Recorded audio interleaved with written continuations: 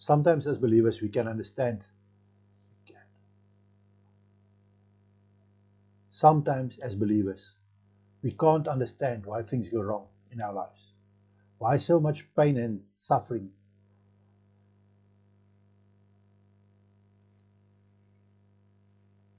Sometimes as believers we can't understand why things go wrong in our lives. Why so much pain, suffering, and obstacles come our way. We feel that the harder we pray and the more we study the Bible, the harder things get around us, while the unbelievers around us are doing so well.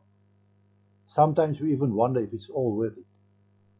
How do we live out our discipleship and motivate other people to repent and accept Christ as their Savior when new problems and obstacles constantly arise on our path as Christian believers? You see, it's precisely here that my faith and yours are tested. Do we stand in true faith, or is it just a mask of faith that we wear to impress other people? God's plan for you and I as Christian believers is aimed at the afterlife. It is therefore also necessary that we should be exposed to certain things that fall outside our comfort zone to test our attitude towards God. As we read about this in Proverbs 17, verse 3, a crucible for silver and a melter for gold, and the Lord is a tester of hearts. We do not read anywhere in Scripture that the Lord tells us that if we follow Him, everything will be all right with us. We do read, however, that He will never leave us alone, and it's important that we should hold on to this in faith. Hebrews 13 verse 5 reads, "Keep your life free from the love of money. Be satisfied with what you have, for He Himself has said, I will never leave you or abandon you." Isaiah 43 verse 2, "When you pass through the waters, I will be with you, and the rivers will not overwhelm you. When you walk through the fire, you will not be scorched, and the flame will not burn you." Please also read Psalms 23 verse 4 and Psalms 46 verses 7 and 11.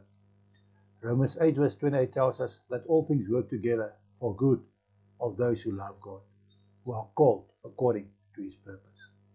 Remember that our time on earth is short-lived, and that what we see as suffering and obstacles during our earthly existence is only temporary, and that we will never be tested beyond our abilities.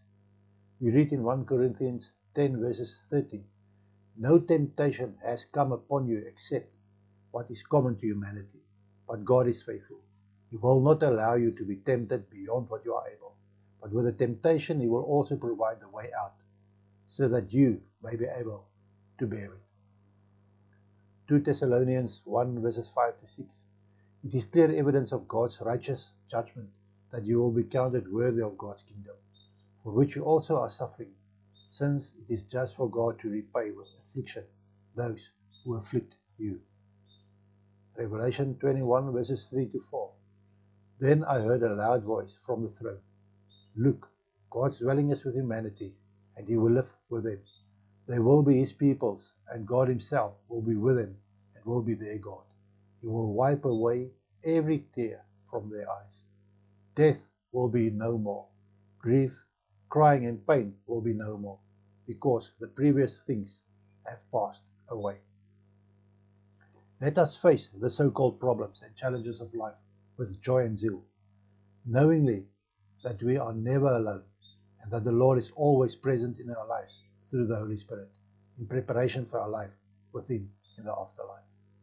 Eternal life in glory and in the presence of Christ awaits those who endure in faith.